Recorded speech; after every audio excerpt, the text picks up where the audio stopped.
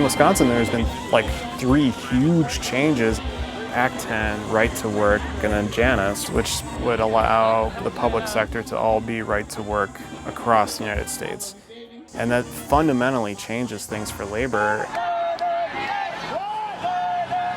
Our union's going to adapt to this new, worse world we're living in and figure out how to fight and not just go quietly into the night.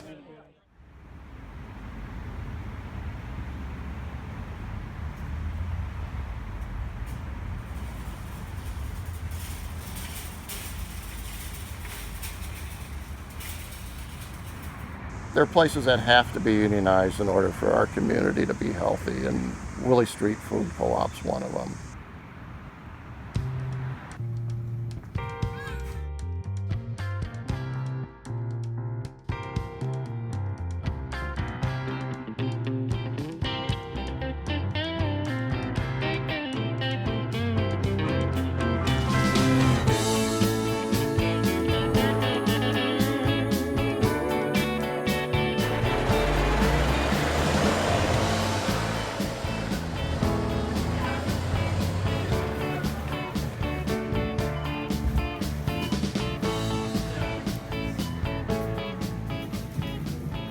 Now, I was a member of the co-op for 10 years before I became an employee. A lot of people who shop there already think that we are unionized, but we're not.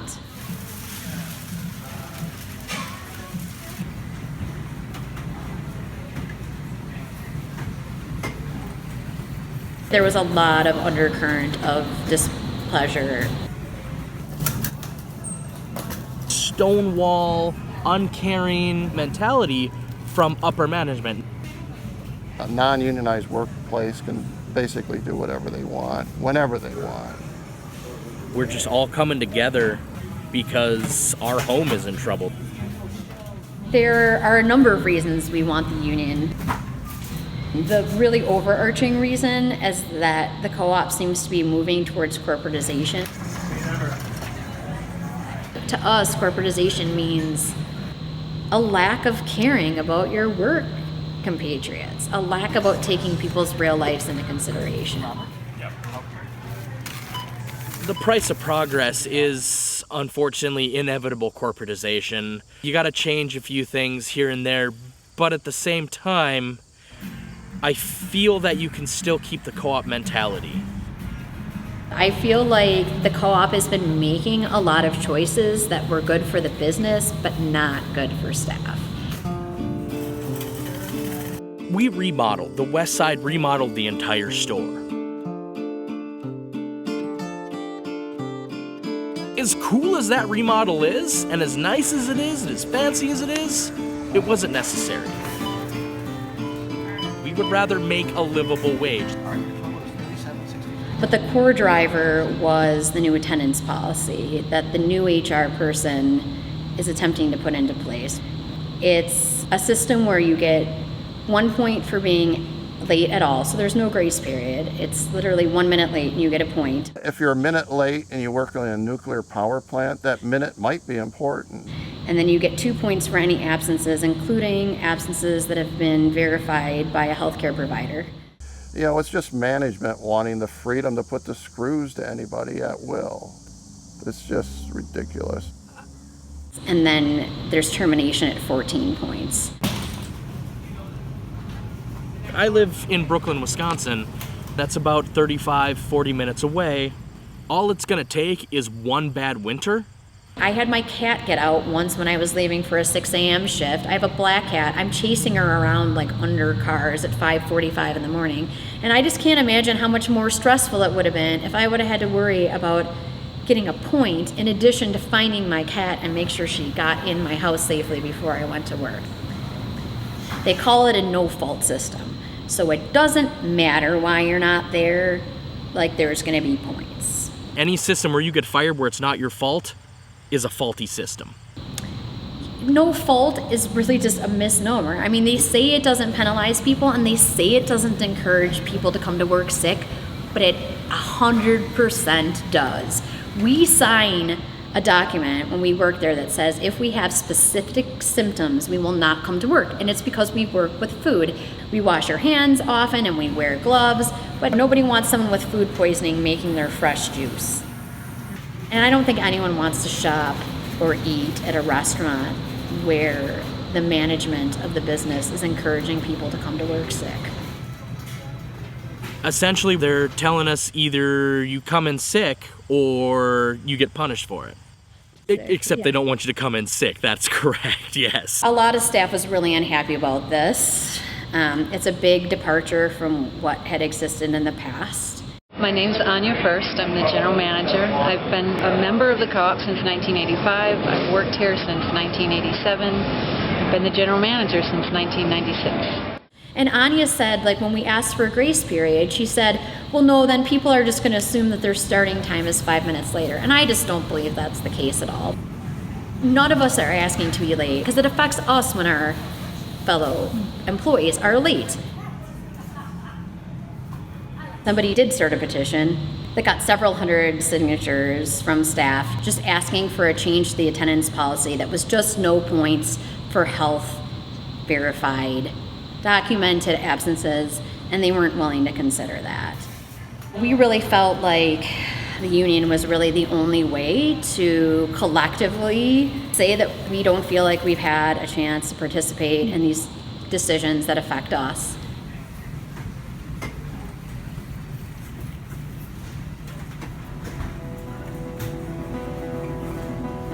I started working at the Middleton store in December of 2013.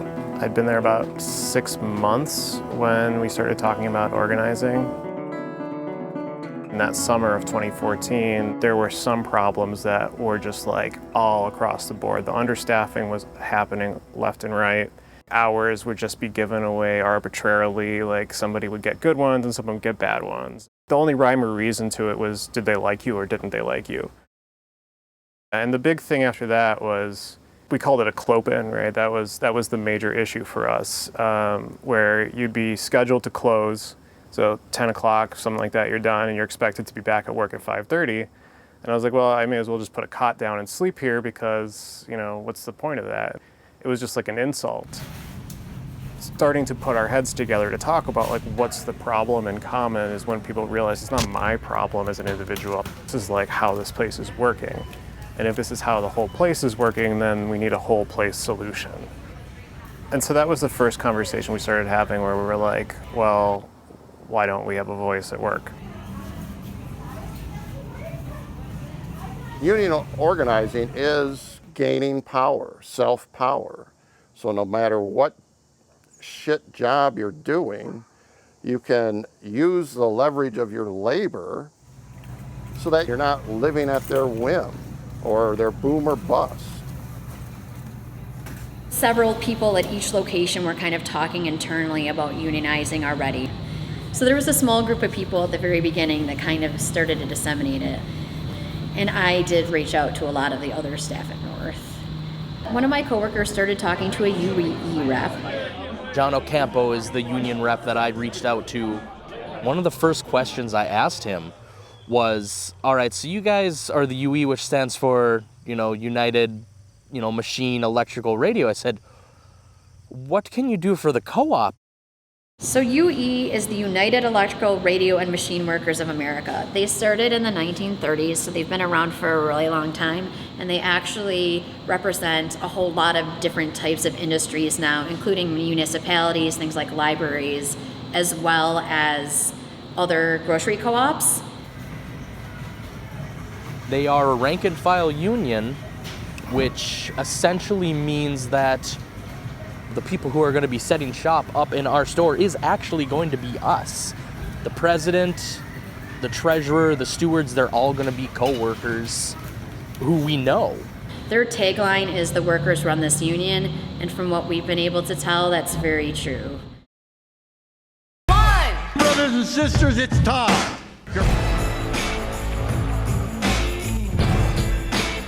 When we stand together, we have the power. Most everybody that had been in a union knew what the value of a union was. The reason why we ended up going with the United Food and Commercial Workers was because we were told that the AFL-CIO would say that this union gets this kind of work and this union gets that kind of work. From your local supermarket to your drugstore, we're there for you. We are your neighbors and your friends. We're a proud union family. We're the UFCW. We started talking to them and they were like, well, what kind of stuff do you get? Do you get weekend premiums? I was like, what's a weekend premium? And so we're like, well, now we definitely need to do this. The first whole process was building the organizing committee, getting a lot of people that had correct information, were able to stomp out misinformation right away, or at least get the correct information, or tell somebody, hey, I don't know the answer to that, but I'll get the information for you. At first I was like, how does one become an organizing committee? But it's really just like, okay, the group of you start meeting and then you just call yourself that. So it sounds more formal than it really is. And then we just started to try to reach slowly like the largest number of people we could, just, talking like, hey, how do you feel about things at the co-op right now? Are you happy with things? Like, would you like anything to change? And that can really easily go into a conversation about unionizing.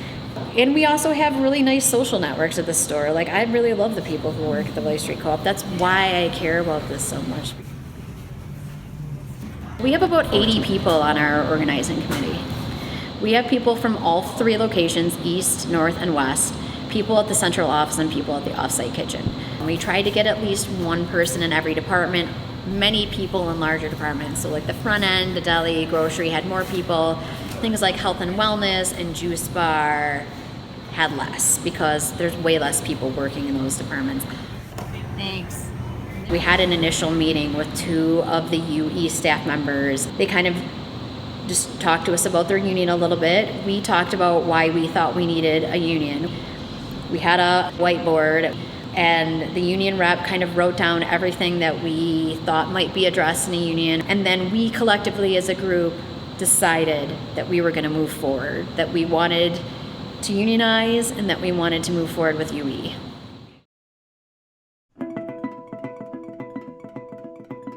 We have our 5 points of why we want to unionize.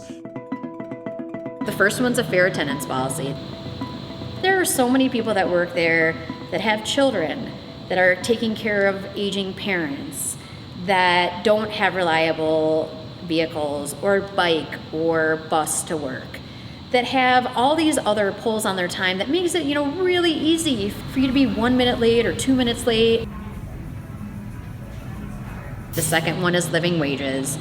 In 2017, the co-op was making statements to the media saying that they were moving towards a living wage of $13.62 an hour and their goal was to get there by 2020.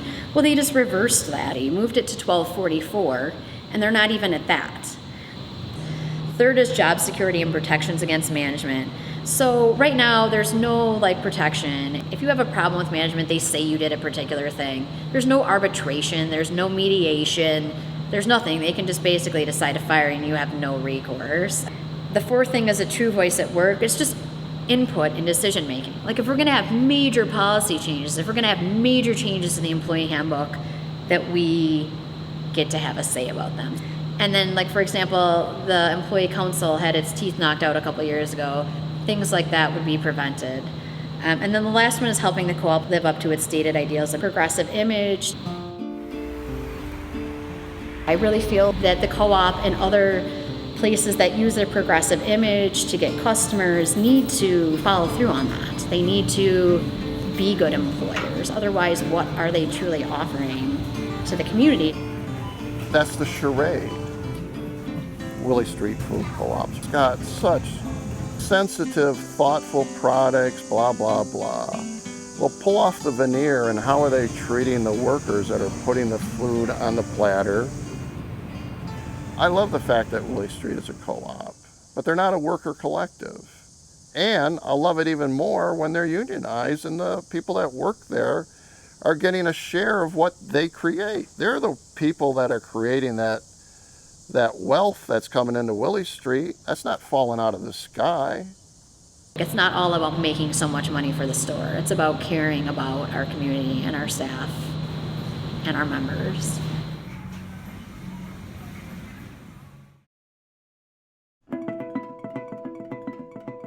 So we built the organizing committee, and of course the next step is to get cards signed. It's called an authorization card, and it says, I authorize the union to represent me and bargain on my behalf. And you get the people that you want to be in the bargaining unit. Normally what that's going to be is anybody who can't hire, fire, or discipline, right? Those are people that are union eligible, as long as it makes sense that they have a community of interests. We got about 70% of the eligible staff to sign cards.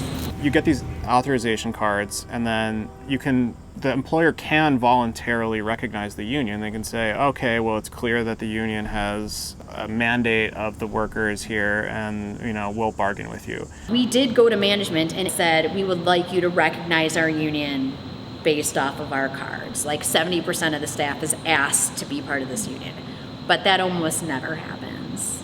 They always say no. And then whenever they say no, then you submit the cards to the National Labor Relations Board, and then they say, do you have a third of the bargaining unit? If so, then we'll do a secret election. The general reason why they ask for an election is so they can have time to bust your union. They use that period from the time that you file the cards until the election to campaign against the union. At that point, the union's job is to hold off under a siege attack.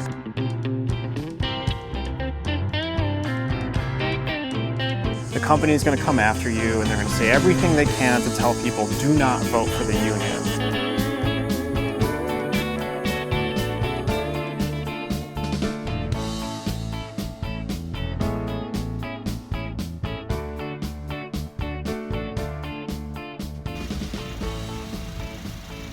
So in about a month, we signed up 90% of the store at the West Side.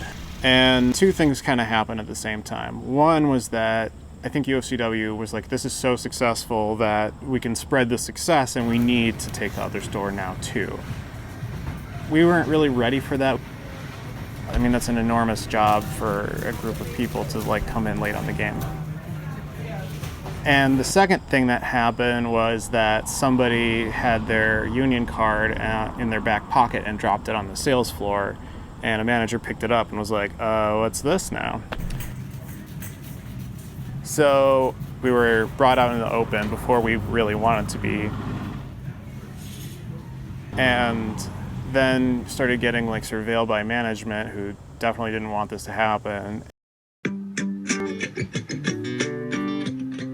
In this section, you will learn about the warning signs most commonly associated with early union organizing, as well as other warning signs that could indicate associate disengagement, vulnerability to organizing, or early organizing activity. Anya wrote on the internal internet forum that says we're aware that you're looking to pursue union representation, and something else that sounded really ominous. Through it kind of scares the hell out of you, because it's the boss says, I know. We hope that you never have to deal with a union organizing drive in your facility. We don't think that a labor union is necessary here. Then they start saying well, who's doing this, right? And so they're trying to finger who all the organizers are. What they started doing is going through everyone's Facebook pages and Googling their names and just looking for anything to say oh, see, you're not you're not one of us. They went through all my stuff, and they're oh, you see this guy, he's got to be a paid organizer. I mean, he likes unions already, and he's a socialist. He's an enemy agent is what he is, right? And so they posted that stuff on their own Facebook pages, and they posted it on the internal stuff, and it was just this huge exposure. That seems to be something they haven't really been able to mobilize this time because they didn't have enough time. We were legit at the point of card signing before they found out. But the final step in getting the union recognized is having the election and winning the election. With the secret ballot election, it's whoever shows up to vote, right? If you have 300 people and 6 people show up to vote and 5 of them say union, then you're a union shop. I think we did a really good job of preventing fear. I think the posters helped with that. Also, when the organizing committee got the buttons, we all started wearing them at the exact same time. When you see that all people at the front end are wearing them, it just makes you feel a lot more safe. The next big thing that's happening is, it's theoretically, once we win, we're gonna have a party. And then we are gonna go into contract negotiation. Oh, you can't scare me, I'm sticking to the union.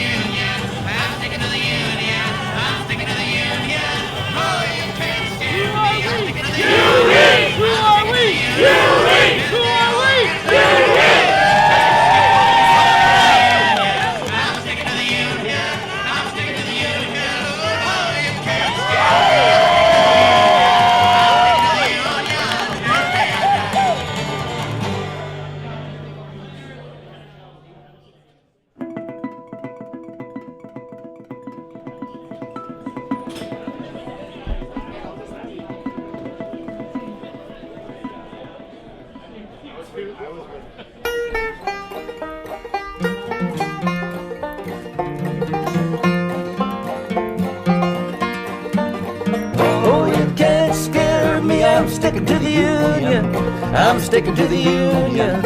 I'm sticking to the union. Oh, you can't scare me, I'm sticking to the union. I'm sticking to the union till the day I die. There once was a union maid. She never was afraid of the goons and the ginks and the company finks and the deputy sheriff that made the raid. She went to the union hall when a meeting it was called. When the Legion boys come around, she always stood her ground. Oh, you can't scare me, I'm sticking to the union.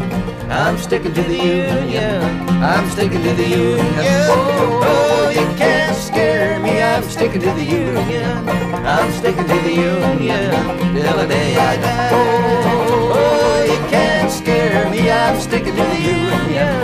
I'm sticking to the union. I'm sticking to the union. Oh, you can't scare me, I'm sticking to the union. I'm sticking to the union till the day I die.